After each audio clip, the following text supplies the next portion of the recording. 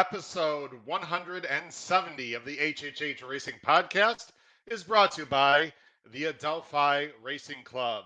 The Adelphi Racing Club is a partnership in every sense of the word, not a syndicate, and our members are treated like partners. I should know, not investors. If you're interested in joining a group of like minded individuals like myself and having a truly interactive ownership experience, we are the right fit for you. Adelphi offers a variety of partnership options, including yearlings, 2-year-olds in training, private purchase, and claiming options. We were recently active at the Facing Tipton Saratoga yearling sale for New York Reds and have 3 exciting prospects currently available. An arrogant colt out of the family of Audible and Governor Malibu, headed to trainer Christophe Clement. A beautiful tonalist filly out of a Stakes Place dam, also headed to the Clement barn, and a hard spun colt who wowed us with his powerful walk, headed to trainer Ray Handel. Please join the club today, and there is information at the bottom of the screen to get in touch with racing manager Matt Cuter. And now, let's start episode 170.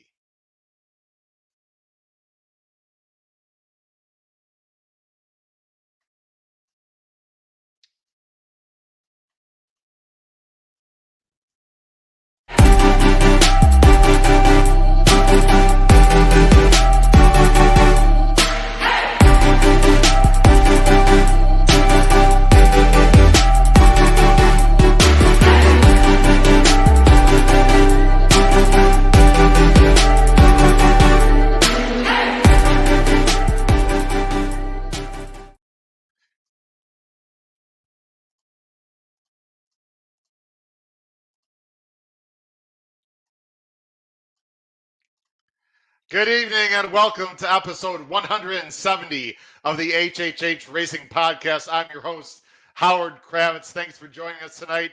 We got a little bit of a new look tonight. We got my picture. We got the new banner, new display going. All the information about the HHH Racing Podcast. Thanks so much for joining us tonight. I am extremely excited about tonight's show. Please make sure you subscribe. Hit that subscribe button right there at the bottom right-hand side of the screen. And right next to it is the notification bell.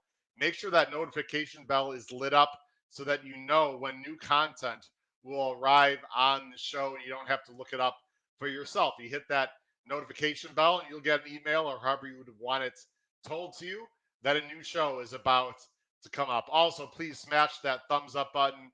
We'd really appreciate it. That will tell YouTube this is a fantastic show. Of course, you can listen to us also on Spotify, Apple Podcasts, and Anchor. We have a race day blog that is excellent. Don't subscribe to it now. If you'd like to subscribe to the race day blog, it does recirculate at the beginning of the month. So wait till a week from today. Wait till next Thursday if you're interested in the race day blog. It comes every Saturday. It's been on fire. It has are we ready for our guest, our special guest? Over $2.50 ROI on the race day blog. And if you know about ROIs, that is excellent, if I may say so myself, including some nice price plays, wonderful ABC grids, a new design thanks to my wonderful co-host Pete Visco, and many other things. So check out that race day blog. Now, coming up very quickly before I bring on our guests, we have an exciting show this Saturday, ladies and gentlemen. This Saturday, and many of you know about it. I've been touting it for quite a while. Let me bring it up on the screen so everyone could see. This Saturday, we are going to be live.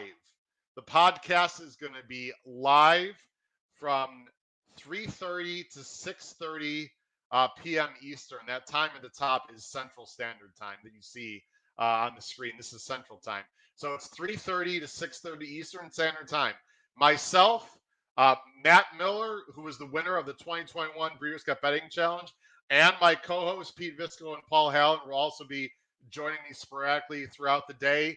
We're going to be live at the Crazy Pour OTB in Villa Park, Illinois. We have $1,000 bankroll for people that are going to be there live. Again, you have to be there live to be part of the bankroll. We're going to be handicapping. We're going to be live on YouTube for pretty much the last 4 races going into the Travers. So it's going to be a really exciting day. Hope you can join us this Saturday, either at the Crazy Poor OTB in Villa Park, Illinois, or right here on the YouTube channel. It's going to be a great show. Very excited about that one. And then also, as you can see there on the scroll at the bottom, next Thursday, a week from tonight, we're going to have the guys from Winning Bread. Dylan Rossi and Brady Klotz are going to be here. They have an excellent podcast as well. They're doing some really cool development things. I know they have a big following on YouTube, Dylan, better known as DG Nation. So check us out a week from tonight as we're going to start doing some crossovers and incorporating other podcasts on our podcast and spread the word about this great game of horse racing. I think it's very important to do that. All right, ladies and gentlemen, we are not going to waste a lot of time tonight. We already have people in the comments. Let's see who he's got here. We've got David is already here. Val Place, he is ready with his notebook, ready to rock and roll. Let's bring on first my co-hosts. They've been awesome. It's exciting to have them. One of them, by the way, I'm gonna tease one of them right now off camera. One of them is almost lockstep with yours truly tonight on his picks. So they're going to find out who that might be tonight. Let's bring them on right now from, Maryland, Pete Visco, and from the Saratoga Special, Paul Halloran. Guys, how are we doing tonight? Big show tonight. Big show. What's up, gentlemen? Travers Week. Howard, I am coming to you live from the corner of Circular and Caroline Streets. Now, is that what do you got behind you? Is that like a poster? Isn't that unbelievable? It's a nice. laser photography. Yeah, I'm at a terrific bed and breakfast called the Circular Manor, okay. And they have these two beautiful pictures outside on the porch. It was cooler inside, but I wanted to be able to give the ambiance of the town. So here I am outside, and it's terrific. It's just every day in Saratoga is a blessing. Absolutely, man. And what a day today was, by the way. Well, I have to be honest. I've been busy with school. I have no idea what happened today at Saratoga. Didn't bet a dime yesterday. I'm going all in this Saturday for Travers. Hey, Mr. Serial Horizontal Player, Paul. 3 pick fives this Saturday. 3 pick fives, young man. Very excited. I'm in. Yeah, he's giddy. He can't even contain himself. Guys, new banner. What do we think? I don't know if you saw it on Twitter also. Got a new banner. It's like 6. This is all. It goes beyond what you can see. It's much taller than that. But I think it turned out well. Very happy with it. It looks good. I assume Paul and my banner are in the mail, but we'll be waiting with bated breath, holding our breath. He'll be there in about 22 years. We'll see what we can do. By the way, shout out to the Print Refinery. The Print Refinery in Mundelein, Illinois. Shout out to them. Only a few minutes away from me for doing that. All right, guys. No one wants to hear about. We want to hear about picks. We have a lot of people watching. I expect this to be a huge show for obvious reasons. We got, of course, the Travers Stakes and the incredible stakes laden card on Saturday. But I know another reason, guys, why we're going to have a big audience tonight. Listen, we got to listen to the people. And the people spoke, and they said, get Andrew Champagne back on the show. So let's bring him on from the West Coast. Quick intro once again. Andrew is the content producer of Katina Media. He does a lot of things at Saratoga. He's one of the best handicappers at Saratoga. Picks a lot of winners on the ping sheet. We had him on a few weeks ago. Did a fantastic job. I know he's excited to be on again. Let's bring him on. The one, the only, Andrew Champagne. What's up, Andrew? How you doing?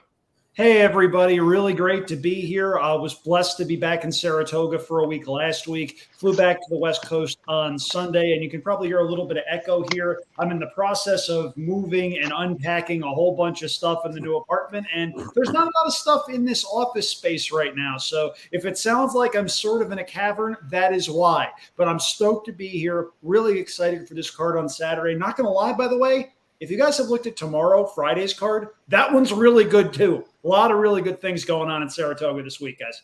Andrew, New York Bred Showcase Day, correct?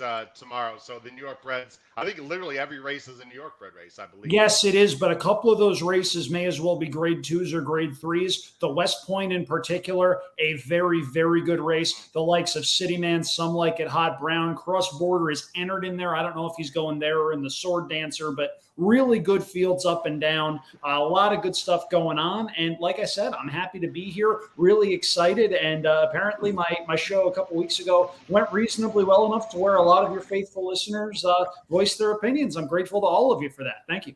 Oh, absolutely. It's a pleasure to have you on again. And pun intended, cross-border, cross-entered. Sounds like that, right, Andrew? All right.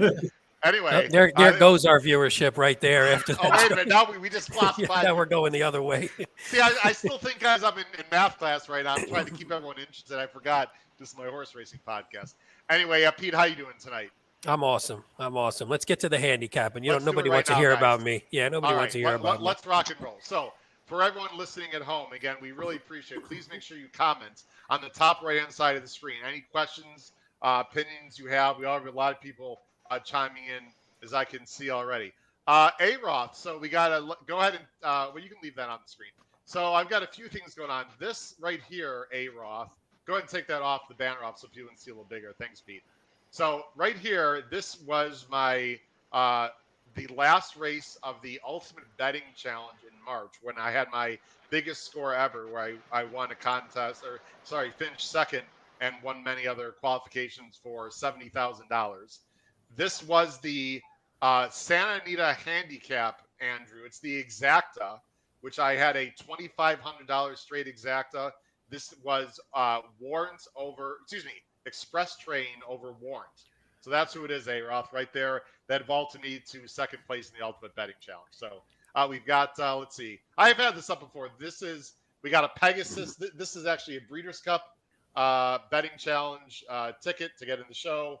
And this other one, I'm going to screw this up. There we go. That's from the Pegasus last year. Okay, anyway, there you go, A-Roth. Let's get into the handicapping, guys. We're going to start very quickly. We're going to go through race 4 and 5. Okay, now race 4 and 5 are out of the pick 5 sequence. There are 3 pick 5s, like I said, on Saturday. Our main focus will be the pick 5 races 7 through 11 to end at the Travers. However, I do want to talk very briefly about the other grade stakes. The first one is race 4. Let me go ahead and bring that up on the screen as we speak here. There we go. Okay. Race 4 is the Ballston Spa. It's a grade 2. It's for older filly mares. They're going a mile and 16th on the turf. It's a very short 5-horse field. And Andrew, real quick, we'll just go through, guys, like literally 30 seconds through our thoughts here on the race. Whoops, let me go back to race 4. There we go. Your thoughts on the Ballston Spa, Andrew? Chad Brown. You want to be short? That's as short as I can get it. That is my, wait for it, technical analysis of the grade 2 Ballston Spa. Oh, yeah. Boy. Pete, we're firing on all boy, we're trying to bleed and hemorrhage viewers tonight. Oh, apparently. It's okay. I've got a million of them, but no, technical analysis. Even money on the morning line, I think, is going to be pretty darn tough. The other 2 Chad Brown runners, the ones that ran 1-2 in the matchmaker, they're okay, but technical analysis just seems like a cut above the rest of this field. As far as standalone betting value, I don't think you're going to find too much of it in here. No, I agree. Pete, real quick thoughts here. No, same thing. Just handicapping it. Thought the technical analysis had such a pace advantage that it seemed like it was going to be too tough. Let me think about this now. A multi-entry race with a lot of Chad Browns and a horse on the outside going to the lead. Yeah, let's not have a meltdown on Twitter again after this one. Hopefully, no. We'll move on. I needed that runner-up pretty badly, and they just let Haughty get away. That one's added to my nightmare reel for the meet. I have put that race out of my mind. We're gonna move on. Paul, is it just as simple as technical analysis on the lead and it's game over? Probably, although today I don't know. You said you didn't pick. All right, Paul. Paul, we're having issues with you, Paul. All right, I'm gonna remove you just for a second, just so we're not Paul, just to let you know, I'm assuming you can hear me, Paul, but you froze up a little bit. I'm assuming it's the internet. Okay, looks like Paul's a little back again. Go ahead, Paul. You froze up there. We couldn't hear you. Is that okay? Paul, go ahead. Yeah. Okay. Yeah, Right I think now, so. So far. The Chad Brown exacted over 14 to 1 and paid $130 for a dollar. Paul, I had to remove you. I know you were going in and out. We could barely hear you. I can actually sort of digest what he was saying. It was the G Romantica Exacta where he ran 1-2 and the Exacta paid just an absolutely ridiculous amount of money. I don't think you're going to get that sort of Exacta payoff here. Okay. Paul, I know you can hear us, Paul. I don't know if moving inside would be better. We love – all right, well, Paul, we'll try to figure that out. Anyway, guys, I agree. It's technical analysis on the lead. I do want to give a little shout out to Fluffy Socks, guys, because you see all these blue numbers, and I'm going to make this bigger. Fluffy Socks, Andrew and Pete have just run at a lot of slow paces, and maybe this is going to be another one. If somehow the number 3, our flash drive, is aggressive and makes technical analysis work, I like Fluffy Socks to come from behind. Maybe she's just been unlucky in my opinion, guys. She's a nice horse. I've chased her a little bit. I guess I should just be sick of chasing closers at Saratoga on the turf because, guys, I've been trying to do it all neat in like cute spots, Andrew, and once in a while it's worked out, but in general it hasn't. So anyway, it looks like it's gonna be a Chad Brown show there. Let's go to race 5, guys, as we'll get Paul back on the screen, ladies and gentlemen, when he has that internet fixed here. Race 5 is the other stake that's out of the pick 5. It's the Forego. It's, of course, a grade 1. It's one of the best sprint races of the year. $600,000 for older males, 7 furlongs. Pete, I thought you made a real good comment on Twitter in regards to where they placed this race within the card sequence. Yeah, I thought I was actually happy. What my tweet was that I was happy that the Boston and the Forego were sort of out of that Travers ending pick 5, just because they could become super chalky and not having. I don't think we need 3 potential singles, if not more, in a sequence that we're hoping is going to turn out to be pretty profitable. So I like that they're in the front. I mean, they sort of screw the early pick 5, but we're not worried about that one on the show as much. Yeah. By the way, quick shout out, Charles B is here. Wow, Charles B firing with Lamista, very interesting, who did have a nice win last time. Lamista, I don't mean to backtrack, Andrew. Lamista was actually, for the first time, I've been waiting for her to do this, and she finally does this when I didn't bet her. She finally gets her butt up close to the pace and gets a perfect trip in Monmouth. But anyway, Charles crushed today. Flavin had a big day today, Andrew, apparently? He had at least 4, right, Andrew? He had 4, yeah. Whoa. He had one heck of a day today. He had a couple of really nice rides. If you get a chance, watch the 6th. He had a ride on a front runner in a 1.5-mile race that was it was beautiful to watch. Okay.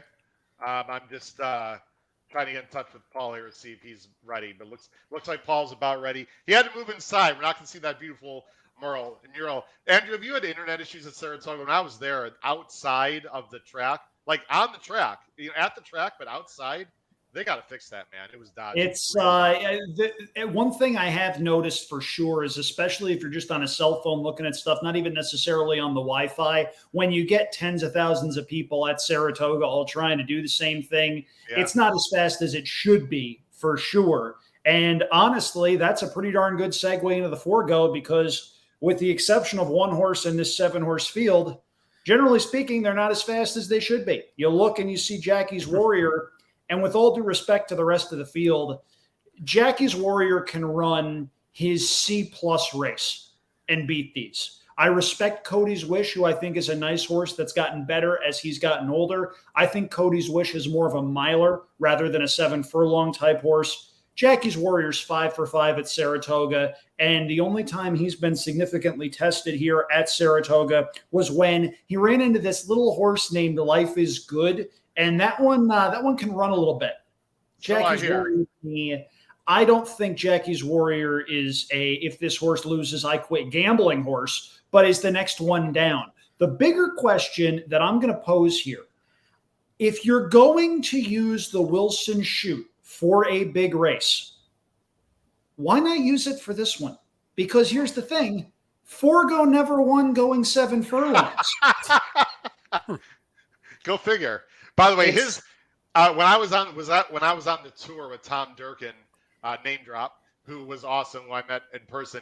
He actually went through with us the PPs of Forgo. I don't want to get into details, Andrew. I'm sure we could talk about Forgo for a long time. His PPs and the distances he won at were absolutely insane. And the weights he carried. The weight, I think, like once I don't want to be wrong, but like 160 or like some crazy number. 136, I think, was the number. Yeah.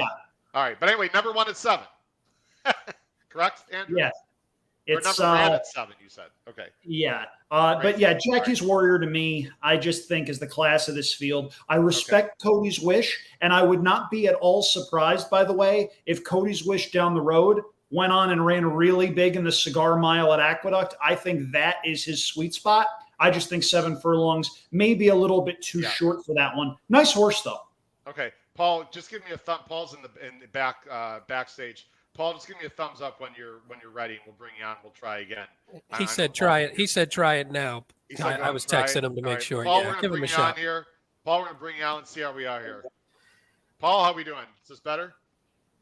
I can Paul? hear you. Oh boy.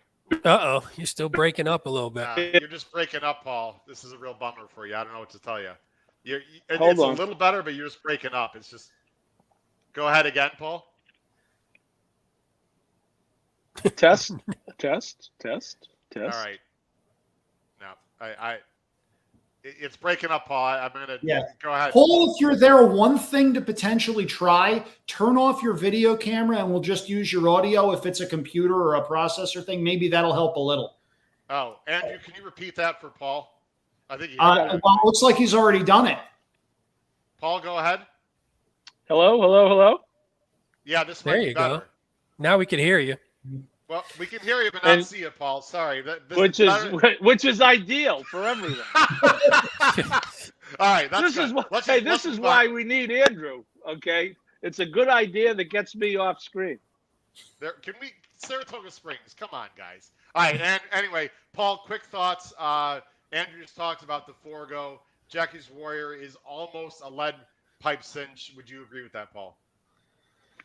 Yeah, I think we all look at these races and go into them and say, beat the heavy favorite. I agree, Andrew. I was looking at Cody's Wish because I'm a sucker for cutbacks, and this horse is cutting back a little bit. But, Jackie's Warrior, talk about a horse for course above everything else. I mean, I saw him win the Saratoga Special as a 2-year-old 2 years ago. And, the Life is Good race, Andrew, you brought it up. I mean, he actually picked up Life is Good, if we recall that. So, and I hope he wins. It's not a great betting race, but I'd love to see him win and take that momentum into the Breeders' Cup.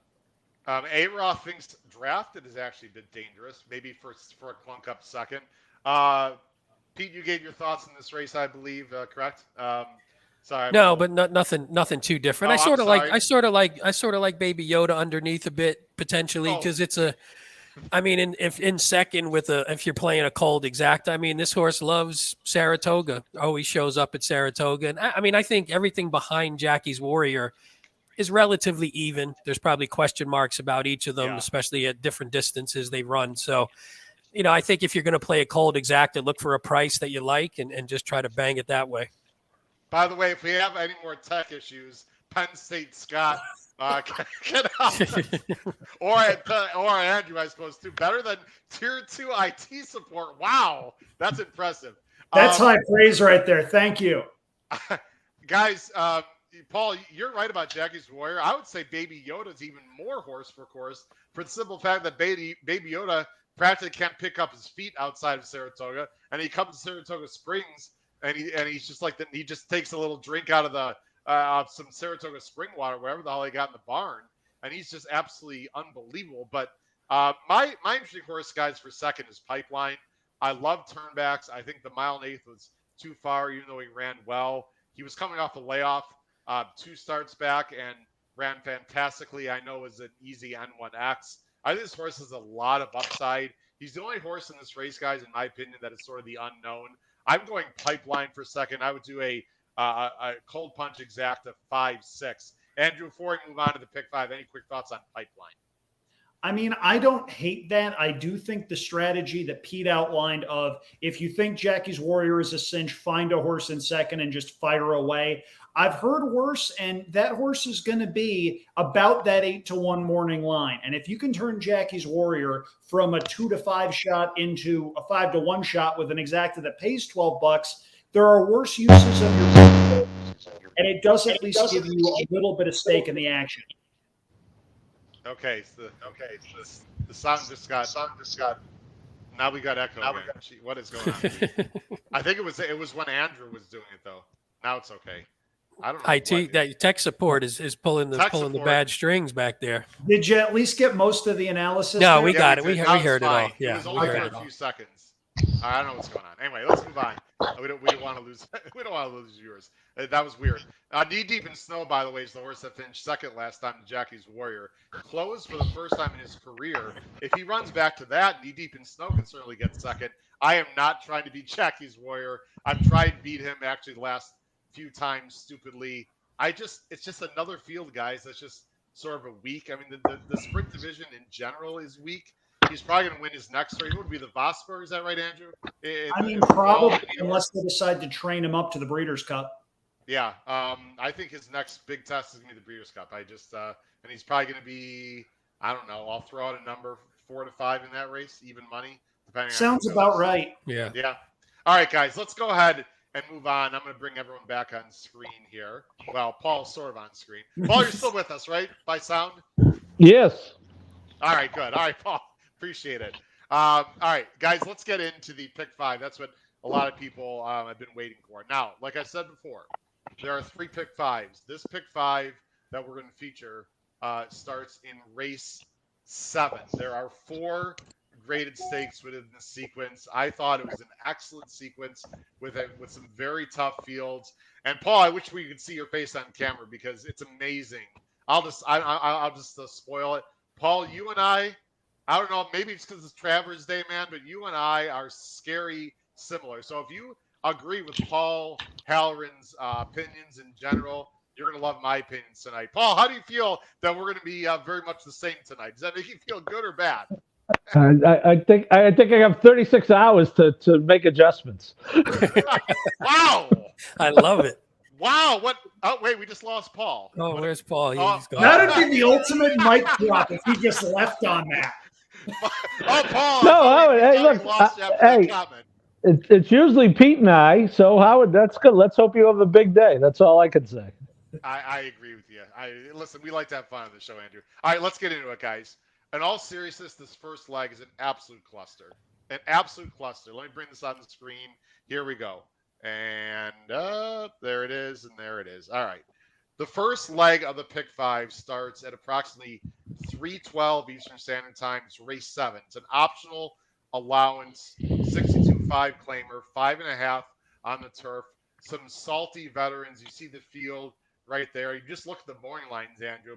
The highest price horse is Battle Station, who has a ton of races on the go back and a new claim for Linda Rice. That's your longest shot on the board at 10-1. We are now going to bring our picks onto the screen. I know people wait with bated breath to see who we've got picked here, and we wanted to wait till we got to the pick 5. And I'm going to bring it on right now. There you go. There's our picks right there. Andrew, you're going to go first. You're going with the 5, Ranger Fox for Terranova. Terranova and Rosario with a huge effort last time, first time off the bench. Yeah, and I don't think that effort was too much of an anomaly. Do me a favor, cross out the races at a mile or longer and let me know what you're left with. I think you're left with a really nice horse that's doing what he wants to do, that has progressed from age 3 to age 4. That race last time out was very, very good. Went wire to wire at Belmont, fast time, 107.4 for the 6 furlongs, 87 by your speed figure. Now, does he tower over this field? No. And in looking at the crawl on the bottom, Howard, Paul, I got to tell you, I'm 6 deep in this pick 5 of the 8 horses. And the 4 Noble Emotion was one of the 2 that I did not use. I simply think that one has seen better days. If that one runs back, though, to the races it ran in June and July of last year, does have a shot. But to me, that horse should have taken a step forward last time out on the class drop, instead took a step backward, trying to beat that one. The upside horse in this particular race, we talked about Jackie's Warrior already, and we talked about his effort in the Saratoga Special as a 2-year-old. He was not favored in that race. Another Steve Asmussen was favored in that race. I'm referring to number 7, Cazadero, who's been off 7 months ahead of this race, but has some turf pedigree. The Dam is a full sister to a stakes place turf sprinter. By Street Sense, that's some turf pedigree there. You see Wild Gams, who did a lot of very good work on synthetic tracks. There's reason to believe that this first-time gelding is a horse that will like the grass. Between the first-time gelding, between the fact that this horse's races back in 2021, when it had some seasoning, were actually quite good, even though we just ran into some very nice horses, like a Jackie's Warrior, like a Jackson Traveler, like a Bob's Edge. You're looking at a horse that has a lot of early speed. And if he takes to the turf, I say look out. I went 5-2-7 here for my top 3. The 2 is Maxwell Esquire, who cuts back to a turf sprint after just going way too long against a good field last time out. But again, in this pick 5, I am 6 deep in an 8-entry field. I am not using Noble Emotion. I just think better days were long past. And I'm not using number 6 Charmed, who goes first off of a 10-month layoff in this spot. And this spot came up pretty salty for the level. Having said that, if you've got 3 singles, let's say, in the other legs of this pick 5, and if you want to hit the all button, go right ahead. Yeah, this race is really tough. And Cazadero, by the way, I got some stats for Cazadero. Are you ready for this? Pete, I don't want to steal your thunder, but I went deep diving in this race. No, go ahead. And this, Andrew, I think you're going to like hearing this. Brendan Walsh, are you ready, guys? Yeah. Brendan Walsh, first time as a new trainer, 6+ month layoff, first time turf, right? That meets all those requirements, correct? First time as a new trainer, 6+ month layoff, first time turf. Are you sitting down, Andrew? Yes. 3 for 7 with an average payoff of $14.93. I'll take that. How about that? So, and by the way, the owner, Mark DeTample, quick 6 degrees of separation. The owner, Mark DeTample, was college roommates of a good friend of mine who I bet with the OTB. So anyway, Mark DeTample's a sharp guy, if you know that name as an owner. I think this horse is fascinating. I agree. Let's see. Let's go to Pete. Pete, you've got the 3. You have the 5 seconds. You agree with some respect with Andrew on Ranger Fox. I do. I didn't know what to do with Discreet Tune, Pete. So help me out here.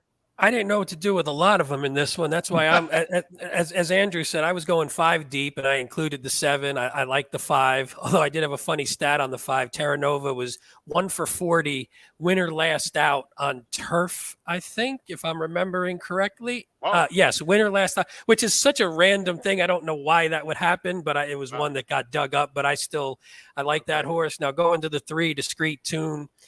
You know, this was one. If you look at the past races, if you cut out all the stakes races, this horse is pretty good. This horse actually has 4 straight wins on the turf in non-stakes races. It's hard to pick through it because he's got a couple off-turf races. That's interesting, Pete. That's very interesting. Yeah, so I was thinking, and they were in lower company, though. I mean, that's the only issue, but maybe, it's still getting back to – I was hoping for a little bit more of a price.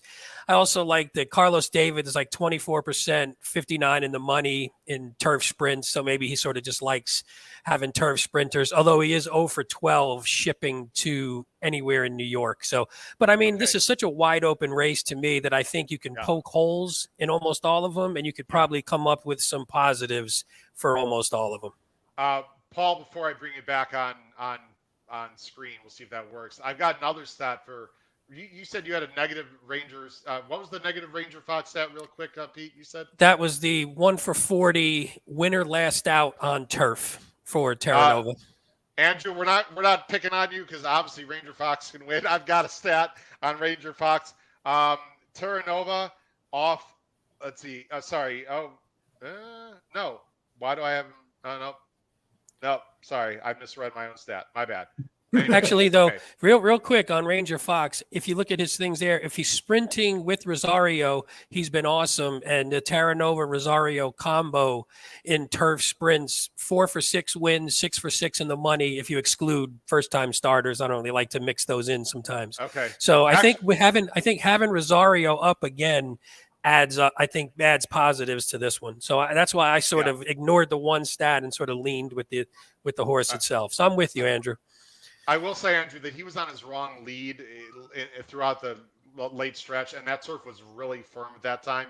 Again, the Ranger Fox can win, Andrew, but I think it's fair to be a bit contrarian and let people make their own decisions. For sure, especially in a big field like this where you can make cases for everybody. You mentioned Battle Station. I'm absolutely using Battle Station because that's a horse that has shown he can run here at Saratoga, and that's half the battle. You can make cases for a lot of these horses. It's a fascinating betting race.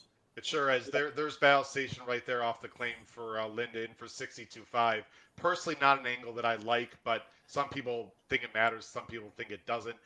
My concern about Discreet Tune, Pete, and we're going to move on with my pick along with Paul's pick, and then we'll go on to the stake races, is not really the class as much as the distance. Like, I don't know if this is a 5.5 furlong. This horse seems like he's best at 5, no matter if it's a stake race or if it's an allowance race. The 5.5 scares me.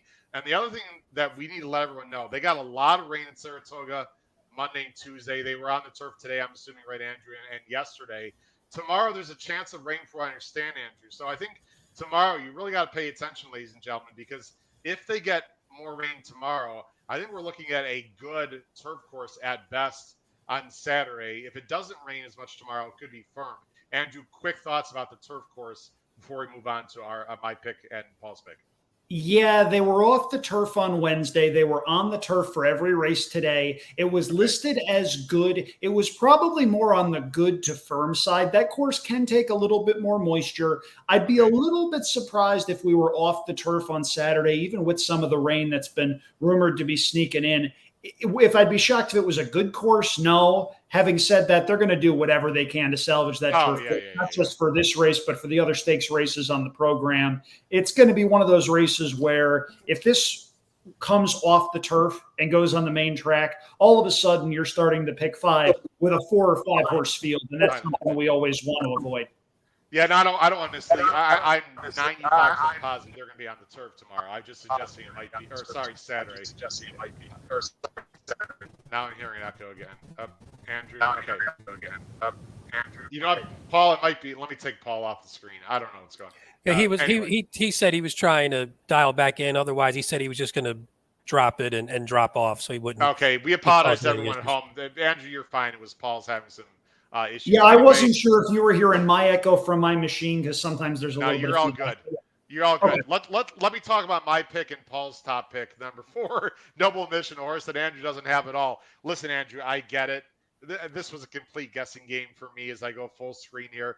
But like you said, if he runs back to his previous races, I mean, he's clearly not even capable, but maybe the best horse in here. Last time, I'm not going to show the replay. He was up way too close. I don't think this horse wants to be up that close. At least that's the excuse I'm giving him, Andrew. I mean, he was right on top of a 21-4 and 45 when the turf was not firm. I think Jose is going to take him a little bit off the pace. I know he was close to the pace, the end of last, at Saratoga. So maybe I'm just, I could be completely wrong, but I think Noble Mission Emotion is a bit interesting here. I'm going 4-2-6. No one's mentioned Maxwell Exwire, who is a 5-year-old for Maker, who, again, I like turnbacks, and there's a lot of speed in this race. He can close, blah, blah, blah.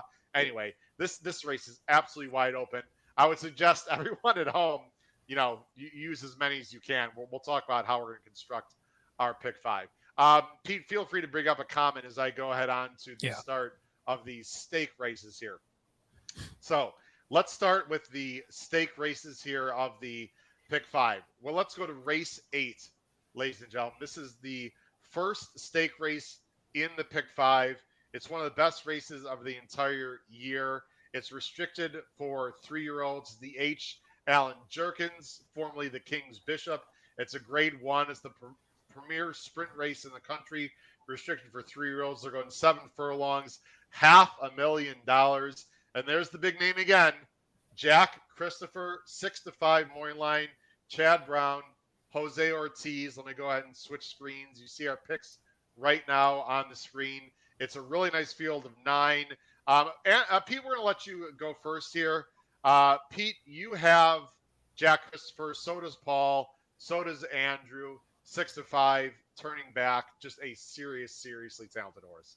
Yeah, I mean, well, actually, they're just going to bring this up. What was the stat on Linda Rice? Because she owns and trains that horse in the last one. Just real quick for Charles, I had it at 3 for 29 on the turf as an owner-trainer combo. So just for Charles, real quick, I wanted to throw that out there. Yeah, Jack Christopher, I mean, honestly 6-5 almost surprised me as being a bit high, because if you look at this horse not stretching out beyond a mile, he's dominant. And, you know, he's looked beautiful. That race 2 back was phenomenal. I mean, and even the race in the Haskell, I mean, for a horse who everyone questioned his distance limitations, he ran his heart out. I mean, and he lost to 2 excellent horses. So I think this one just comes in here, getting back to doing what he does. I don't see too many reasons why he shouldn't run his race, and his best race is a lot better than everyone else in this field. Yeah, I mean, that's a very – I can't add too much more onto that. If one of you will guarantee me 6-5 odds, I will send a Brinks truck to your house if you want to lay that bet. I'm not sure we're getting that, Andrew. Jack Christopher is going to be 2-5, maybe 1-2 if we're lucky. It's not just that this horse is 4 for 4 going one turn, 4 for 4 with 4 dominant victories. That win in the Woody Stevens was electrifying, because I thought there was a chance that Provocateur, the horse that ran 3rd that day, was actually a pretty nice horse and did wind up coming back to win.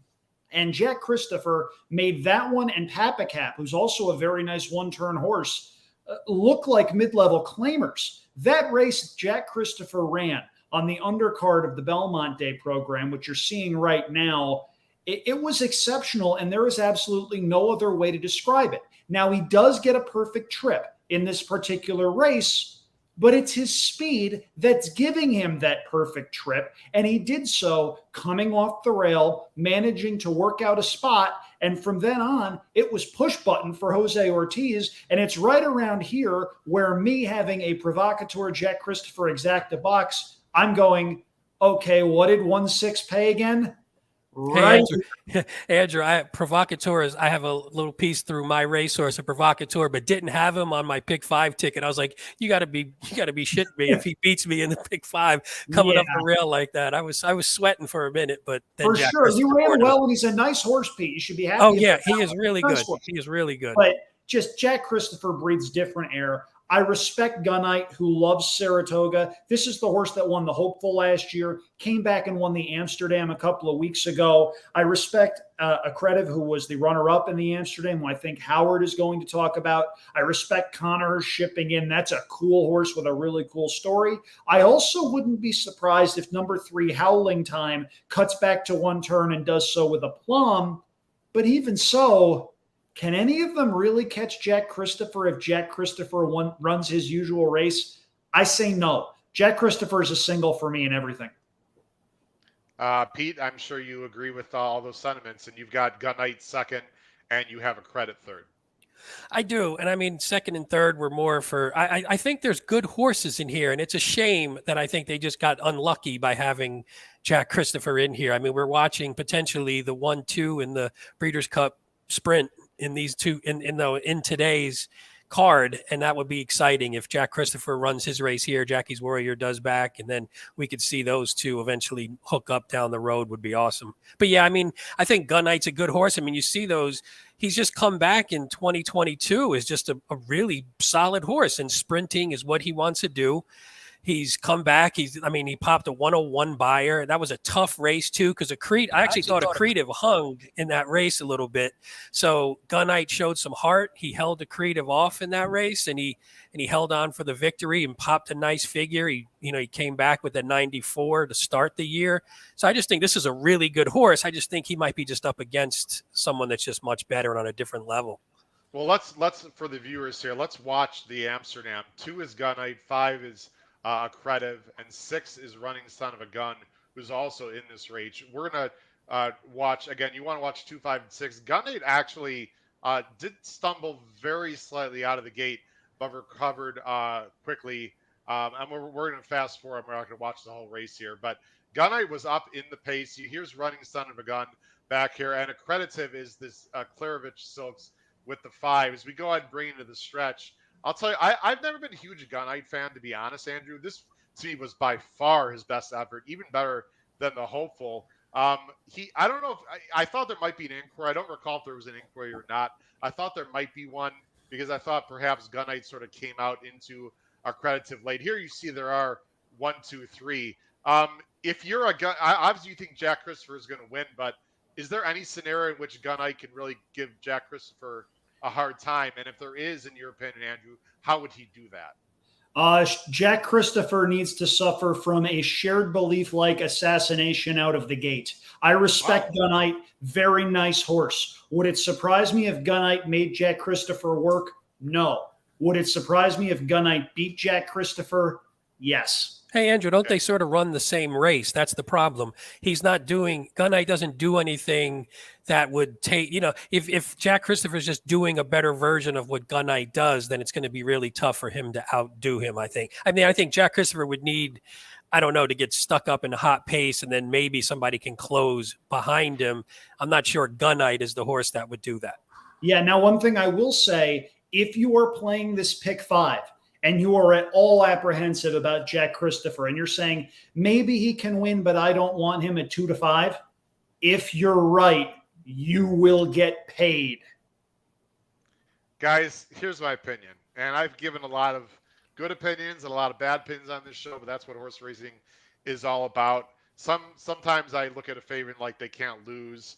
And I'm not afraid to single favorites. Like a few weeks ago, there was a Baffert first-time starter that I singled, a first-time starter that I singled in pick 5. Here's my feeling, Andrew, and you could absolutely be right. And Jack Christopher could run off the screen, and if it was Saturday, whatever time, I could be a complete idiot. I think he's beatable. Okay, now hear me out just for a minute and tell me what you think. Let's go back to this Woody Stevens that you just lauded the praise of. He ran a 107. Okay, obviously he ran off the screen. Can we look at this field, though? And you could say, well, Howard, the field doesn't matter. It ran a 107.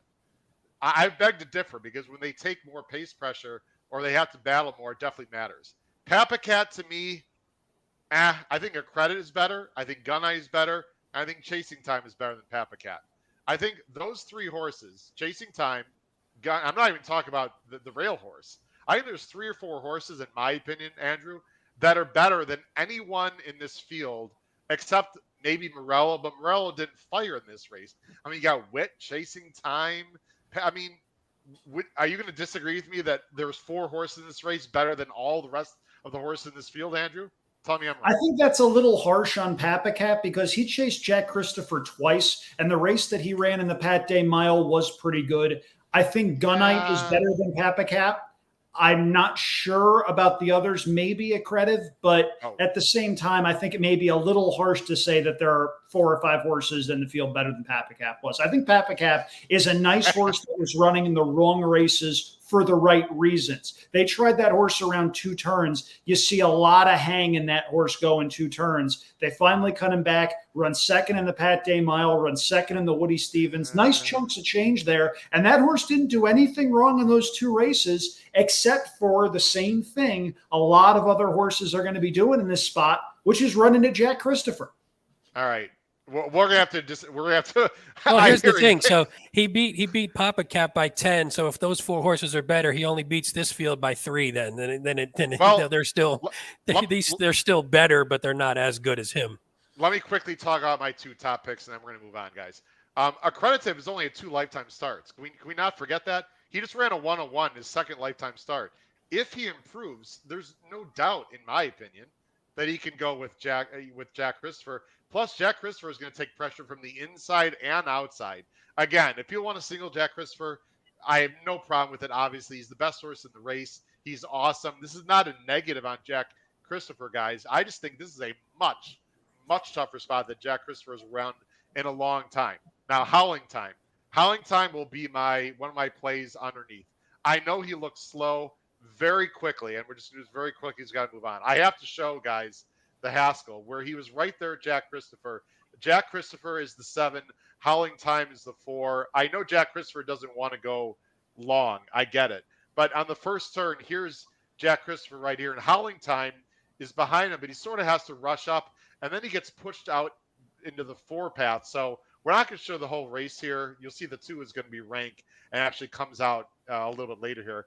But Howling Time, it's going to come up right here. Howling Time was actually right there. You see the 2 is rank. You can't tell, but if you see the head on, Howling Time is much wider, and I'm going to let it run a little deeper into the race here. You see right here, here's Jack Christopher. Here's Howling Time right there, guys. And this is what about they're approaching the 6 furlong mark of this race, and Howling Time is right there. So here's Howling Time right here. Here's Jack Christopher. I know you could say it's apples and oranges, blah, blah, blah. Here they are right here. I mean, I don't think Howling Time is that slow, guys. And Dale Romans is sneaky at Saratoga. I have a stat for Dale Romans, and then we're going to move on. I know, actually, I wanted to show this, guys. Dale Romans at Saratoga, okay? People think he can't win there, right? He doesn't run a lot of horses at Saratoga, but I just want to show this. Today's track, boom. Last 5 years, guys, at Saratoga, Dale Romans, okay, he's 6 for 66, but in stake races, hold on one second. I've got it here. Class, dang it. Class. By the way, stakes. he's 2 for 57 in grade 1 races, by the way, just so you. I understand, but hold on. Just bear with me. 1 for 8, right? Okay, fine. Not great.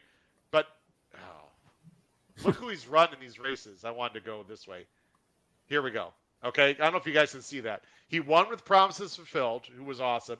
Free Drop Brilly was 3-1, and he lost by neck. And number 7 Trumpets in this race in the Jerkins at 32-1 finished second. I guess my point here, and the other horses were 78-1, 37, and 28.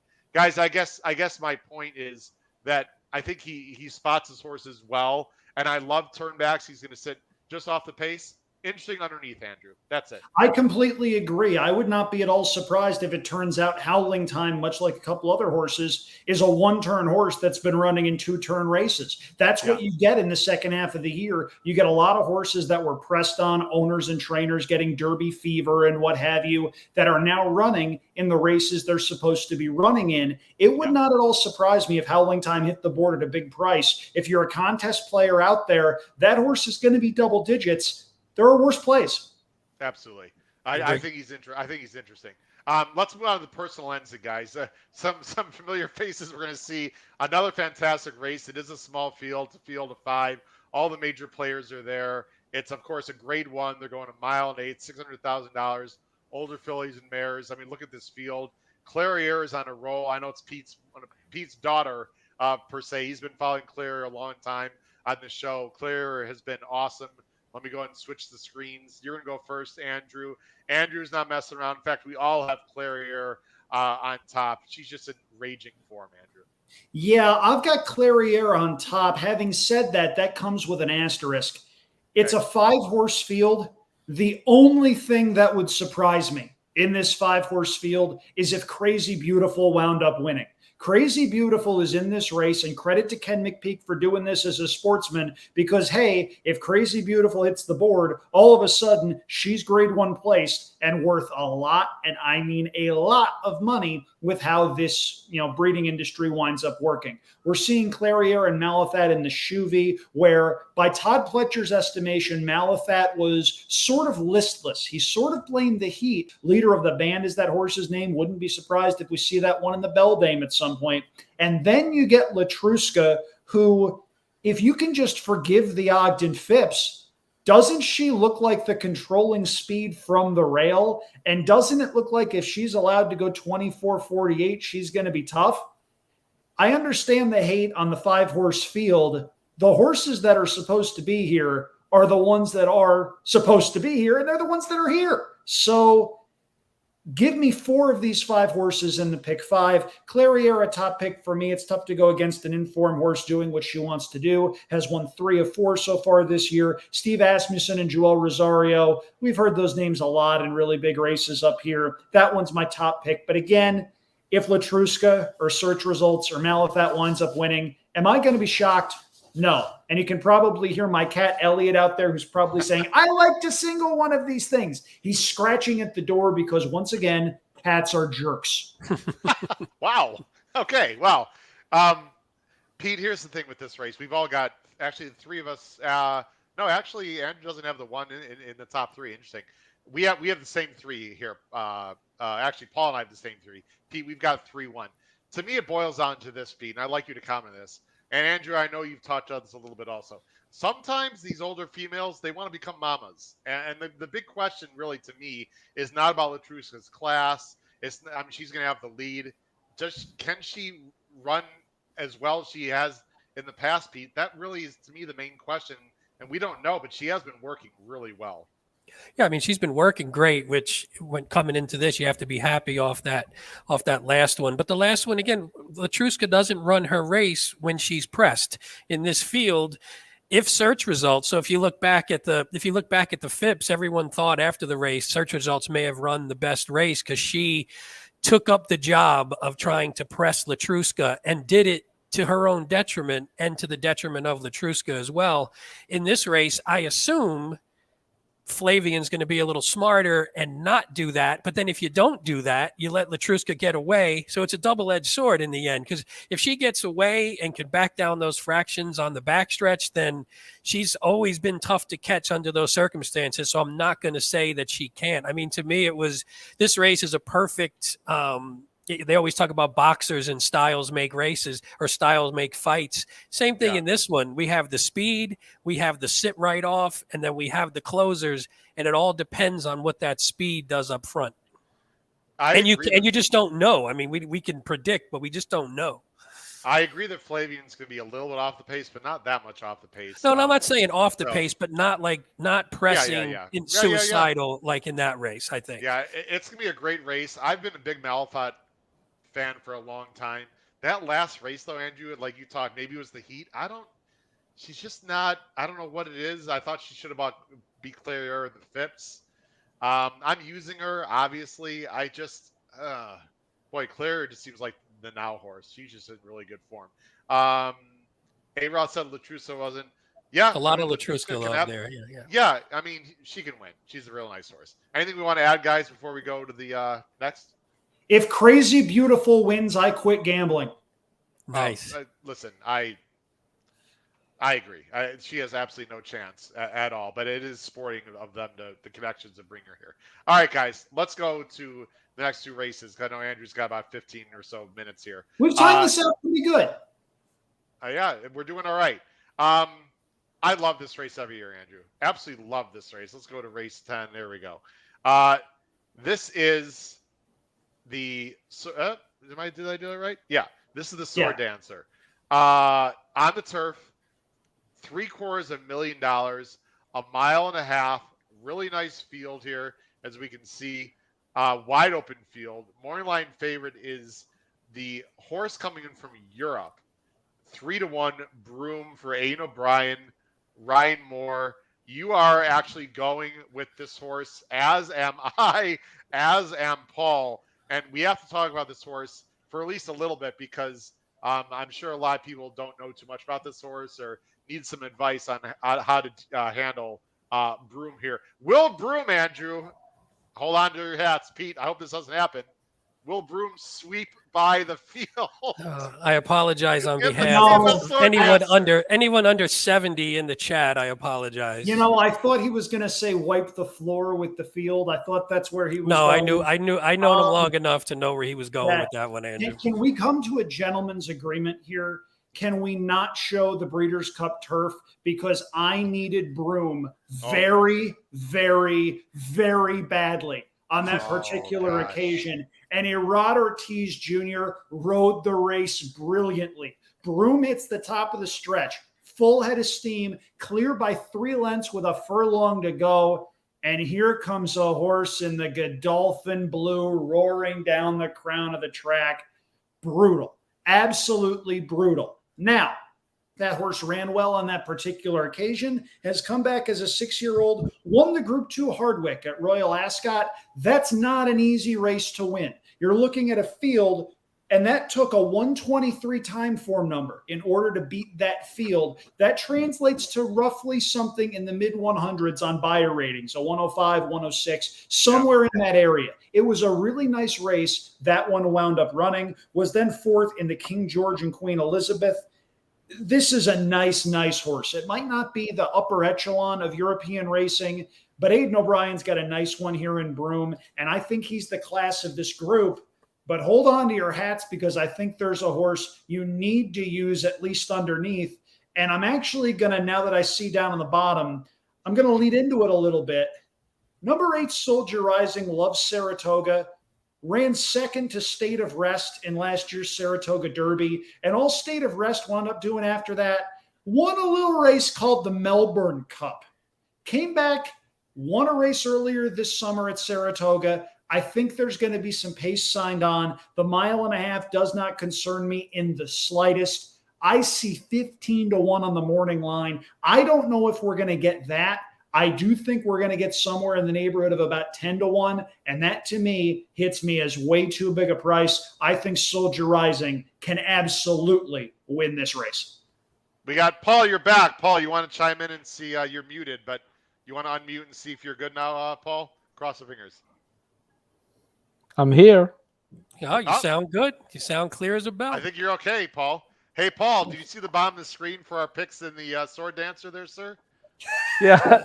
So Howard, this is funny, right? So I arrived in town today. I go to the office and I get my assignments. And what is my first assignment? Do the preview of the Sword Dancer. Why don't you focus on the Aidan O'Brien horse? I'm like, here we go again. Oh boy. I'm sure you heard Andrew talk about Soldier Rising. Andrew, I've got and I know you have about 13 minutes, so I'm going to adjust, Andrew. I'll make sure we get you off. The three of us are going to probably go longer, obviously. But I did interview everyone. I interviewed on Tuesday. I interviewed Miguel Clement. So when we have the Gufo conversation, he also brought up Soldier Rising. I do have some video and audio. I'm going to hold off on that for just a minute. You're not the only one. Pete's got Soldier Rising on top. Look at the Soldier Rising love on the HHH Racing Podcast. Pete, go ahead. How is this horse going to upset the field? Well, I agree with mostly what Andrew said, but the bigger thing to me is I think this is a great field, but it's not great horses in the field. So I think all of them are, I think you could knock each one of them. And with this one, I just think maybe at a nice price, I want to have this one included. Only 1 for 4 at the distance, but I think the distance shouldn't be an issue. I like the improving buyers. I think it's a little bit of a step up in class, but I think this horse could be ready for it. There's enough speed in this race, hopefully, because of if Channel Maker breaks this time and doesn't leave Tribuvan to run all by himself, if those two are on the lead, can set a good pace, I think this one could be flying late, and we just have to see if he's good enough. And if he is, I think this is a spot. Plus Clement, 4 for 15, 11 for 15 in the money, 12 furlongs and up on turf in the past year. So if nothing else, play this horse to hit the board. He's 11 out of 12 in the money. And real quick, Andrew, before I forget, for Broome, the one stat that I looked, which said it was reason enough for me to just drop him, Aidan O'Brien, 0 for 24 in the U.S. on turf, 12 furlongs and up. I'll drop him for that. Just from a pick 5 standpoint, I'm okay with that. Yeah. Pete, I got a better stat, Pete. How many times has Aidan O'Brien won at Saratoga, Pete? Do you know? Or Paul? Zero. Zero. Yeah, zero. But it was only 0 for 9. I thought the 0 for 20. But he also, a stat that surprised me too, O'Brien-Ryan Moore combo, which is a lot of them, 6 for 60 in the U.S. You always think of them as like, oh, those two come over, they're going to dominate. And they just don't. And so but they always get bet. So I'll take a shot. I mean, if the horse wins, obviously it's not going to be a surprise. It's going to be the favorite. But I mean, I'll take a shot and try and get a price home here. Paul, before I talk about Broome, you and I both have Broome on top. Any quick insight before I talk about Broome? And also, now would also be a good time to talk about Gufo, Paul. And Paul was on the show, of course, with Miguel Clement. So we're gonna play some audio, Paul, in a minute. But your thoughts on this race overall, Paul? Yeah, I mean, I picked Broom, so after the race, I'll be cursing myself for betting Ryan Moore in a race in the U.S. That's the story of the race. And I will tell you, Howard, I am going to watch Gufo train at the ripe hour of 6:15 a.m. tomorrow. So wow, impressive. That's what I'll be doing tomorrow morning. Okay. Do you want to, before I talk about the Yeah, audio, I would say Gufo is almost strictly pace dependent. He shows up every time. He will put in a run, but if it's one of those races where they go, 24-47, 24-48, forget it. He's going to need. He can run all day. He's a one-run horse. Rosario loves to make that one late run. He got him in a good position last year. I think, Howard, based on what we talked about with Miguel the other night, I think they would like to see him a little closer. But as Miguel said, that's up to Joel, and Rosario doesn't like to do that in these races. When they put the blinkers back on, I assume that was because he runs better closer, and he's run, aside from the Breeders' Cup, he's run some pretty good races with blinkers on, and most of those, halfway through the race, he was in the mix. He was, a couple lengths behind, and then he can fire that run late and not leave himself too much to do. He's one of my favorite horses. I love the bomb closer, but I think he needs to be up a little bit closer. Guys, here's what I want to do, and for the viewers, Andrew, I'm fully aware of the time. I'm going to detour a little bit, guys, out of respect to Andrew and his time. Andrew, here's what we're going to do, because I know you got to leave in literally 7 minutes. Andrew, I want you to talk as long as you like about the Travers. I'll bring up your pick 5 ticket, and I'll let you hit the bowling lanes and crush it. So I'm not going to go ahead and bring up the PPs, because Pete, Paul, and I will deep dive into the Travers, and we'll also. I'm sorry to give you a short shrift, but talk as long as you like about the Travers. If you want to use the whole 6 minutes for the Travers, fine. Or if you want us to talk about your pick 5 while you're on air, completely up to you. Andrew Champagne, tell us about the 153rd Travers. First of all, I just want to thank all of you and all of the people that are watching this, whether it's live or pre-recorded. I really appreciate the opportunity to do this. Look, it's a pari-mutuel game. It's my money against Pete's money, against Howard's money, against Paul's money. Whatever happens, there's another race in 30 minutes. There are some days that make it really, really easy to love this game. And Travers Saturday is one of those days, and it has been for a very, very long time. Got to tell you, though, if I never see the 2012 Travers again, where Golden Ticket dead heated, or should I say dead heated with Alpha, everybody that day that was at Saratoga said they had Golden Ticket. I actually did. I was live in the pick 4 to every logical horse, including Alpha, as well as Golden Ticket. David Cohen put forth the ride of his life. That pick 4 would have been about $3,500 before taxes. I wound up getting about $500 and change because I had $250 or $260 twice with the dead heat and all. But watch that race and seriously tell me Alpha gets his nose down. Moved into a shipping container. Not quite a shipping container, just an office with a closed door because I don't want my cat scratching everything and raising holy hell. But at any rate, this year's Travers, it's a good group. You got a field of 8. Epicenter is your 7-5 favorite. I'm not going to do what I did couple of weeks ago for the Jim Dandy, where I grabbed my computer on the On the Wrong Lead podcast, shook it, and said, guess where I am? I'm on the Epicenter. But I like Epicenter a lot in this particular race. Find me anything this horse has done wrong of his own volition this year. This horse did everything but win the Kentucky Derby, and we got rich striked, which is, yes, indeed, a verb. Horrible break in the Preakness. Everything went wrong for him. Everything went right for early voting. Joel Rosario took him back in the Jim Dandy. And when I saw that in a 4-horse field, I was watching on my television screen and I went, you idiot. How could you possibly do this again? What are you talking? Oh, you have a whole lot of horse turning for home. Joel Rosario, you are a genius. Epicenter, I think, has just developed into the kind of horse that makes his own trip. You can put him up front or near the pace. You can drop him back and make one run. You look at the races he's run, the last 5 Beyer speed figures, 98, 102, 100, 102, 102, and he's run 5 different kinds of races. It's not easy for a horse to do that. Epicenter, to me, not a cinch, but is the most likely winner. And if you're playing a pick 5, you're going to need to single and take some strong opinions. I singled Epicenter to finish off my ticket. I would not be at all surprised, though, if we see, I don't want to say some teamwork, but if you look at this race, you see Artorias on the inside, Early Voting and Zandon on the outside. They all have something in common.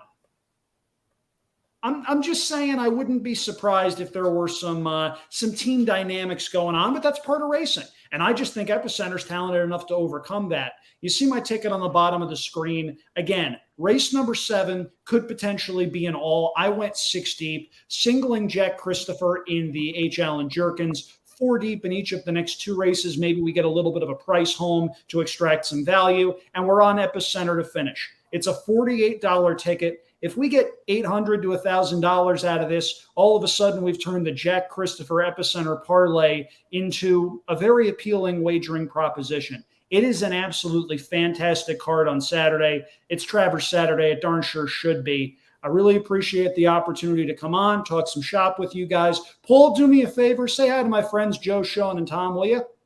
I absolutely will. Yeah, it's for those who don't know, and I'll devote the last couple of minutes of the thing to this. It's been a really rough summer for Sean Clancy, one of the best writers in the game and one of the best people. There was a fire at his farm, and it's been gut-wrenching to read about.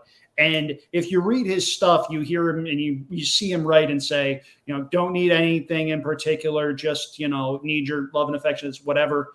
Sean is one of the gems of this game and one of about 6 or 8 people that I will willingly say is better than I am at communicating about it. He was one of the people that gave me one of my first jobs in racing. I interned for the special for a summer back in 2011. He and his brother Joe are good people. Tom Law's a good guy, former Saratogian alum, by the way, just like me. It's just been gut-wrenching to see that and to read it. So, Sean, if you're out there, know I'm thinking about you. The thoughts of anybody that's worth the darn in racing are with you as well. It's one of those things where you read his column from a couple days ago, talking about the things he misses about Saratoga, knowing he's on his way up for Travers. It's special, and Saratoga's special for a lot of different reasons. It's one of the reasons I do this every year. It's one of the reasons I've got this painting in the background of my office, where it will be for as long as I'm here. So at any rate, guys, again, thank you very much. Let's make some money this weekend, and hopefully people will ask for me back again. Well, appreciate you coming, Andrew. I know you got to go. Everything's well stated. We'll get you on again, I promise. Good luck in that bowling league and good luck. Knock them down tonight, Andrew. Appreciate it, guys. Take it easy. Have a good night, and thank you, everybody out there. Thanks, Andrew. All right, don't leave, folks, if you're at home. Only Andrew's leaving. We're not going anywhere. Here's what we want to do, guys. Let's go back to, and once again, thanks to Andrew Champagne, who did an awesome job, as always. Guys, let's go back. We're going back now to the sword dance. So, again, if you're watching at home, if you're listening, just Andrew had to go, but we're going to be on for another about 15 minutes, ladies and gentlemen.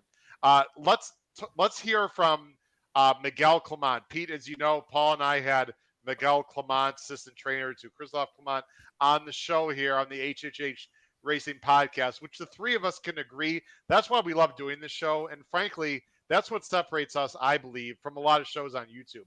We bring on real live guests. We don't just chop up, with our picks and talk about handicapping. We bring on live guests and have them talk about their horses and whatnot. I think that's a big separator for us, along with some compared to some other shows on YouTube. Let's hear from Christophe Clement talking about Gufo. We're going to hear 2 segments, guys. We're going to hear a very quick recap on how he feels on Gufo's year. It's actually, Paul, I think I wouldn't say pushed back, but we sort of gave the suggestion that maybe Gufo's off form a little bit. Miguel disagrees, and then we'll talk about the blinker situation. Paul knows exactly what I'm talking about. So let's go ahead and bring this on screen here. Here's about 30 seconds of Miguel Clement from our show on Tuesday about Gufo. He was impressive at Gulfstream. He won very impressively. He wasn't 100% ready. Then we ran in the Man of War. He's a bit unlucky. He beat Yabir, but we didn't quite catch the horse in the front end. The Manhattan was a touch unlucky. Maybe we were a bit further back than we would have liked, but he ran well. Maybe it's a touch short for him. And then the United Nations, it was we learned from that race. I think he was like 16, 17 lengths, off of them at the backside, and he made up 15 lengths to only get beat 2 lengths. He showed a devastating turn of foot. There's just too much too late. Plus, I'm not sure if Monmouth suits him. Short stretch, tight turns, very speed favoring. We live and learn, and now we're going for the Sword Dancer. We have Joel back in the irons. Blinkers on. Interesting. He went blinkers on last year. He went blinkers back on this year. He didn't need it at the beginning of the year because he was very much into the race. Right. I think his last 2 starts he was further back than we would have liked. His last start especially was too tough for Joel to stay within the tact of the field. And once he got going, it was just too late. Even if he ran, I think, a very good race. If you look at the stretch, he made up like 8 or 9 lengths in the Monmouth stretch, which was very tough to do. Blinkers on. We hope that keeps him within contention of the field. He's training very well. He had 3 or 4 good works on the grass here at Saratoga. He's fit. He looks well. He's sound. He's happy. You kick on. I'm bullish about his chances, to be honest with you. There you go. He's bullish about his chances, guys. And just for time purposes, I'm not going to play the other clip. Anyway, he basically said in the other clip, Paul, that it's really up to Joel in terms of how far back he is, basically, right? Yeah, as I said, I understand what he's saying about the setup at Monmouth, where it is a shorter stretch. And he was flying. He always makes his run. He's always going to make his run. I don't think that was his best race, but he ran very well in this race last year. One of the reasons I picked Broome, despite my trepidation, is I think Broome has the potential to get a really good trip if they do what they're supposed to do, which is get him, in the race early. I don't know how fast the race is going to be, Howard. I know that if it's not fast, Gufo is pace dependent. So I almost picked Gufo on top. I think I picked him second. I think it's a good race. Yeah, and his final time, which I'm going to show here in just a second. I mean, in the look at the fractions of the United Nations here as I bring this up real quick here. The incrementals, I mean, wow. Gufo closed. How about a final quarter in 22-4 and a final eighth in 11.31? I mean, I'm not going to show the replay. He absolutely flew. Guys, I almost fell into the Gufo vortex with a top pick here, but he just disappoints me too often. I have him second. The last thing I'll say about Broome, then we got to talk about the Travers guys. What's a little misleading on the PPs here is you see the early pace of 28, Pete and Paul.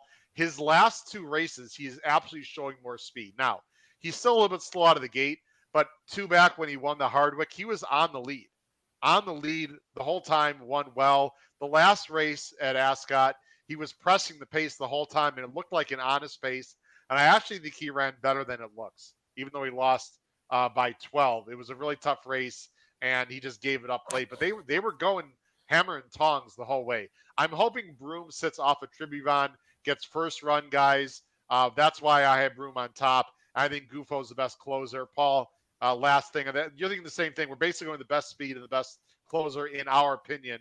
And then Adhamo, who got a perfect trip last time, Pete. I'm not sure he gets that perfect trip again. Even if he does, this is a better field. Correct, Pete? Yeah, I mean he's a good horse and he's coming on and he seems to be improving a little bit. But yeah, he did get the perfect trip. But again, I mean if Broome doesn't break, if Gufo's in the back, and if you just have Tribhuvan and say Channel Maker sitting up front and they're knocking heads a little bit, then Adamo could maybe work out a similar trip again. And if he does and he gets first run on those other 2, then he's good enough to pull away. It's funny that Chad Brown, I saw Chad Brown's 1 for 7 in the last 5 years in this race. So that you would think this would be up his alley, but in all honesty, his stats aren't as good on the turf going the 1.5 miles and up. So he's, maybe he's just not as dominant or whatever the reason is. So I think that the fact that he's just in this race, it's wide open. But I think Adamo 7-2, a little light. I'd probably rather go with a little bit of a higher price. Well, I'll tell you, ladies Pratt, and gentlemen, he does have Pratt, Howard. Pratt had 4 wins on the turf today. Yep. And, those guys tend to go in streaks, as you know, and I think he could get a really good trip. I really do. Agree. Oh, I'm sure he's going to get another great trip. I guess the question is he good enough? Ladies and gentlemen, it is time to handicap the 153rd Run Happy Travers Grade 1, approximately 5:54 Eastern Standard Time. We all know the field. The purse is $1.25 million. It's the Midsummer Derby. It's restricted for 3-year-olds. They're going 1.25 miles. You see the field. I've got everyone on screen right there. The morning line favorite is the excellent Epicenter, the 6, Asmussen and Rosario. Paul, I'm going to let you go first, and I'm sure you see now the screen. Paul, you and I are actually different, but Pete, my buddy, Wow, you and I that are never thinking happens. exactly the same in this race. We're going to let Paul go first. Paul, you're going with Cyberknife. I think he's in excellent form.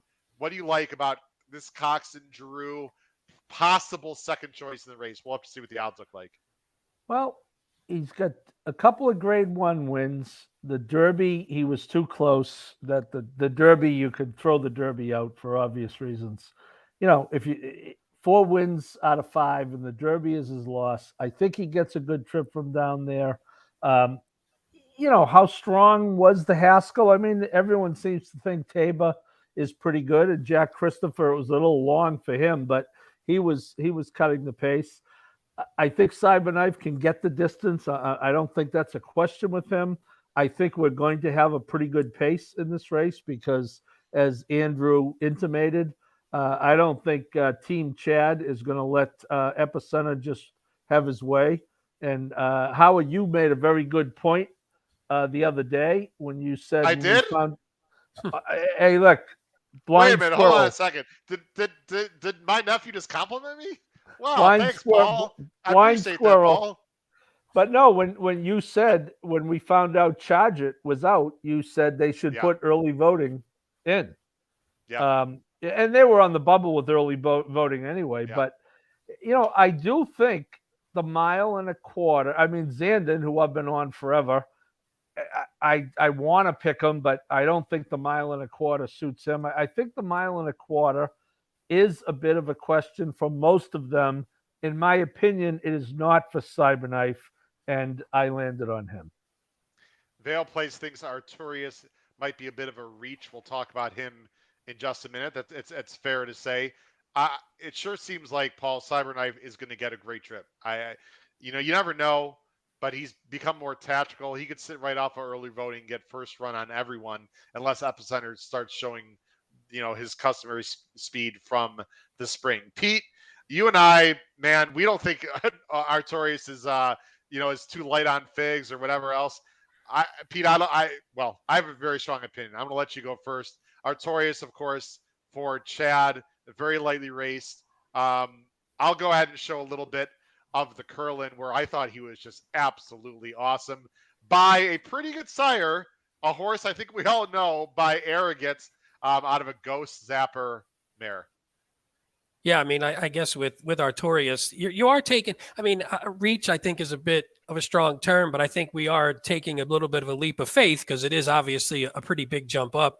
He was impressive. He did come back with a 95 buyer, so he's going to have to step up a little bit. But you think the natural progression that he's making, you feel like the distance is only going to be his friend. So the longer they go, you feel like he's only going to get better. So he's progressing 83, 91, 95. If you like that type of progression and you think now he can get into the low 100s, I mean, I do think this is going to take either a low to mid 100 buyer probably to win this race. So if he can make that next step up, then I think we got a pretty solid horse on our hands. So again, though, I do think you were taking a bit of a leap of faith just because of the class edge that the other horses have at this point in their careers. This is the gym. I mean, and that's what handicapping is about, though, right? I mean, handicapping is 100%, 100%, right? Yeah, it's just one big freaking leap of faith after another. Here's Artorias. I mean, in only his third lifetime start, as professional as can be, yes, I know he's got to face a much better field. Pete and I get it, but boy, this horse looks like he could be anything. And frankly, Pete, I think we already know what a lot of these horses are. We definitely do not know how good this horse can be. No, and that's I think the thing you're hoping for. So Epicenter, who we'll get to, I assume, in a little more detail, Epicenter has sort of he leveled off. It's at a really good level, but he's sort of leveled off, and maybe he doesn't have another gear beyond that. The gear he's at right now is pretty awesome, and it's been better than everyone else's gear for the most part in this division. But maybe he doesn't have another one, and the hope would be that Artorias, with the stretch out, maybe he has that extra gear, and this is the time he would prove it, because this could be with the distance, the speed. I don't know how the pace is going to go, so I don't know if Artorias is going to try and sit off, and Epicenter can be tactical, even though he's been struggling to break lately. So if Epicenter gets the jump, it'll be tough. But I think Artorias, if he has that next step in him, I think could be right on that same level. Yeah, early voting is going to leak. By the way, we got someone very interesting in the chat. I got to bring this up. Does everyone know who this is? Edison Hatter. Hey, Edison Hatter. What's up, Edison? Thanks for joining the show. Edison is going. If you don't know who Edison Hatter is, your head's been in the sand. He does a great job for the Meadowlands. He's a harness. Not only a handicapper, but he calls races. Excuse me. He's a track announcer for harness racing. He does analysis for the Meadowlands. I've been on his show. He's got a great show through In the Money Media. Everyone should call it First Over. And cheap plug, I'm actually going to be on the show in about half an hour. So it's a tape show. You can watch it later. But Addison, thanks for chiming in. Addison's going 6'8", 7'1". Let's quickly talk about Zandon. Paul, you have Zandon third. I think Zandon is I think he's been exposed, in my opinion. But you think he's still possible candidate to win this race? I have him at C at best, Paul, in my opinion. Yeah, I'll probably have him as a C, Howard. I'm just attached. You know how it is when you get these. But I do think that for him to win at 1.25 miles, everything is going to have to go right. Yeah. And that's a lot to hope for. I mean, i.e. Rich Strike in the Derby, and we'll talk about him. He is training well, and all kidding aside, he is training well. But everything went right, including the ride he got and the pace meltdown, etc. I don't know that Zandon doesn't need that type of everything go right, but I just think he's probably going to be one of those horses who's very good but not great. And I think you're going to probably have to be borderline great to beat a horse like Epicenter and a few of the other horses. And I agree with you guys. Artorias is almost an A for me. I think the upside is really, really good. Boy, there's a lot of. I think this horse is going to be. I'm afraid this horse is going to be like a massive underlay, guys. It'd be like 3-1 or some nonsense. Well, with Charge It out now. Charge It was going to take a lot of money. Yeah, for sure. Listen, hey Howard, oh, go ahead. No, go ahead. No, go ahead, Pete. Go ahead. No, I was going to say we talked about the what Chad about this Brown. one? We haven't even talked about this one yet. We're going to get to that one because I got a bet on Twitter. I don't know if you saw that going, but we'll get to that one in a minute. Go ahead. But I was just going to say on Chad Brown real quick, a couple stats because he has 3 in here. He's 1 for 15, 10 furlongs and up in graded stakes on dirt, and 3 for 27, 3-year-old males in graded stakes dirt routes in New York. So there's 3 of them in here. Maybe you could scrap them all if you want, which actually, for the most part, the only thing we Pete, like that's a little deceiving because he won the Preakness this year, which is just under 10 furlongs. It's it's not 10 though. Not 10 though, Paul. Yeah. You gotta. I'm not saying anything by it. I'm just saying when you dig those up, a trainer that's that successful, when you find those stats for someone that's great, that's been that great. Maybe it means a little something. Why do I feel a Pletcher stat coming out with distance? No, we have the Asmussen stat that I know you hate that's coming up when we get to Epicenter. Yeah, when we get to Epicenter. Real quick, guys, we need to give this horse respect. He is the Derby champion. We've talked about this horse a lot. Is there forget about winning. I don't think any of us think this horse can win. Can he hit the board? Is that possible, guys? Sure. Paul? Why not? Yeah. I mean, it's pace dependent. Eric Reed keeps talking about, he's waiting for him to be closer. Well, he better not wait underwater. Yeah. I don't know if there's enough pace in here potentially for him if he's stuck way in the back again, but yeah, we shall see. So the bet that I have on Twitter was that he would lose. I think it was that he would lose by more lengths than his odds. So me and Casey Crypto on Twitter have a little $20 charity bet on that, where I have Rich Strike, because I've been joking that I'd like to see Rich Strike win this just because everyone in the horse racing game hates him so much. So I'd like to see him win because I don't really care about any of these horses in this race. And from a fan perspective, I don't like any of these that much. So I'm like, I'd like to see Rich Strike win just for the chaos of it, and that would be fun. And he was the last cut on the pick 5 ticket because it put me over the top of the threshold that you set. So I had him on my pick 5 just for fun and games. Paul, last thought here, and then we're going to get into our picks, and then actually I have to leave the show because we've been on for a while here. Paul, I don't know if either one of you guys saw this, but I put out a questionnaire on Twitter, a poll. Here are the results as of now. The question is, which Travers Stakes horse is the best value based on his current morning line? And it is overwhelmingly early voting, Paul, at 42% with 8-1. Do you agree? Is early voting the best of value based on morning lines of these 4? Yes, opinion, I do. Paul? Yes, I do, because I think if Pete's right and the race isn't as fast as I think it might be, he has the potential to be controlling speed. So I would say him at 8-1, I would say is the best value of those 4. Yeah, I might use him as a C. I know that's really dangerous lone speed, but the last race was just, man, and he's got to stretch out further. I don't see it. Guys, let's get into our pick 5s here. And Andrew already gave his. We're going to have to do this relatively quickly, guys, but I think our timing is going to be perfect tonight. Again, I want to thank everyone watching tonight live on YouTube and watching the audio replay or the video replay later on. It's been a spectacular show. We really thank you and appreciate all your support on behalf of Pete and Paul. Really, we couldn't do without you guys. Here is our hopeful pick 5s. Again, we all play. Let's just get it out right, guys, in the open. We all don't play cavemen. We all play pick 5s. We'd all play bigger tickets than these $50 maximum tickets, but this is just to give you a sense, an idea of how to play your pick 5s. And ticket construction, guys, is going to be crucial on Saturday, especially if you think heavy favorites are going to win. You can still make money. You can still make money, ladies and gentlemen. You just have to press up, and you have to press up in the right spot. So you can still make money. I don't want to hear there's small fields, favorites winning, I can't make money.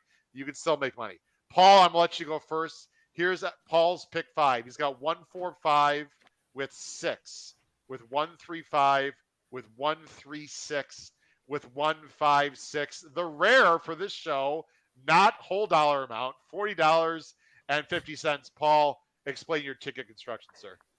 I had it at 54, Pete, but I didn't want to get put in Uncle Howard frugal jail. I was on 60, Paul, so I did the same thing. I had to cut it back. So I agree with you, Howard. We talked about that first. I was having technical difficulties, but I think that first leg is wide open. Although if you use the 1 like I did, you're getting 4 horses at least because it's an entry. I did single Jack Christopher. I tell you, Howard, I'm using Howling Time as a B. You talked about him.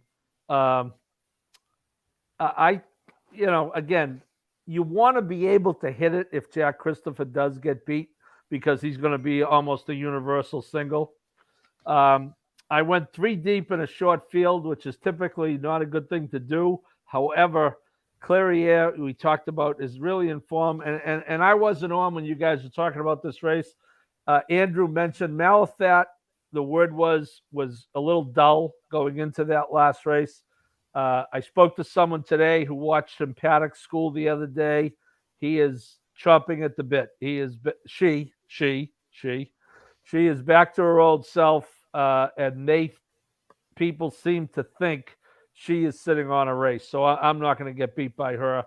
And Latruska, Is she over the top at age 6?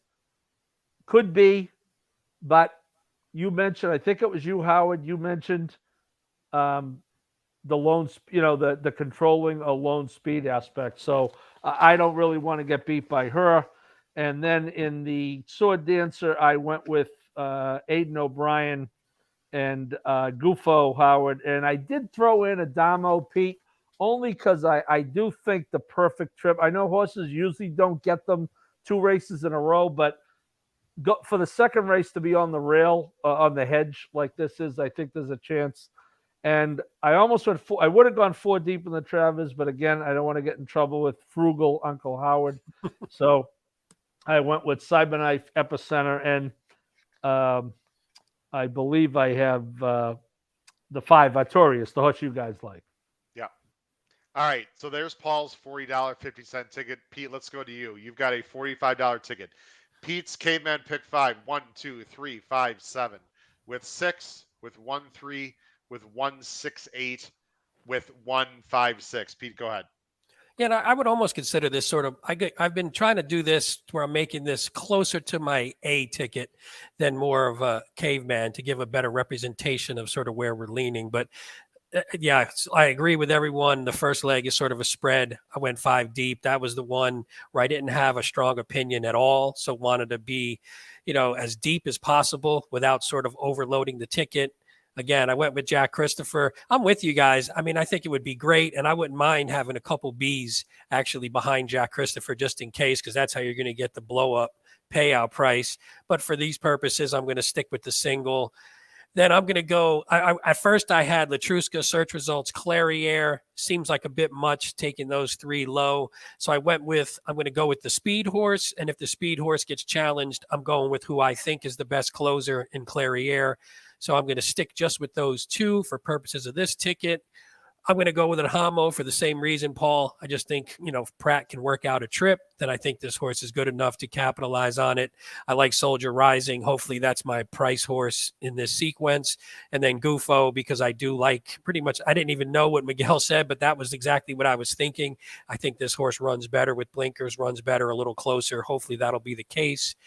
And then in the Travers, Cyberknife, Artorias, Epicenter. Same as I think, Paul. Is that the same ones you had? Yeah. Just for, you can't really, it's not like you can throw Epicenter out. I think Artorias has the upside, but Epicenter has just proven himself. And the thing with Cyberknife, if you scratch the Derby off his page, he's improved every race from a buyer standpoint, from a sort of a professionalism standpoint. So maybe he's only getting better, and maybe he's the one that takes that step up and gets that trip from the rail behind early voting, behind whatever the speed turns out to be. 2 quick shout outs. I just want to recognize new people. Truth Exposed, welcome to the show. I'm not sure we've seen you in the chat before. Thanks for joining the show. Truth Exposed, appreciate it. Also, hello to Matt Miller, who chimed in, who I'm going to be with on the show on Saturday. And Pete and Paul are also going to be chiming in. Ralph, that's the whole. That one? Oh, I didn't know if you wanted to answer real quick. Well, the quick answer is, Ralph, is that we want to put up a more realistic ticket up. That's a ticket that more people can play. To be honest, I don't really want to get into more guys right now. We don't have time for, but anyway, we just want to put up a ticket that's more realistic that people can play. All right, guys, we're gonna wrap up the show with my pick 5. Now, I always try to think out of the box. Out of the box doesn't mean bad or good necessarily, but again, sometimes you have to zig a little bit when people zag, and I'm not going way off the deep end, but I am zigging and zagging a little bit. It's so funny, guys, that Andrew said that first race might be an all button. Guys, when's the last time you saw me hit the all button in the show? Like, never. I have no effing clue who's going to win the race 7. I have no idea, guys. It's a turf sprint with a bunch of horses that are similar if they run their best. I have no effing idea who's winning the first leg. I'm going all in the first leg. And no, not because I want to just stay alive and stupid ass thinking that some people have because they just want to stay alive. That makes no sense at all. People know on the show I singled to start a pick 5 a few weeks ago.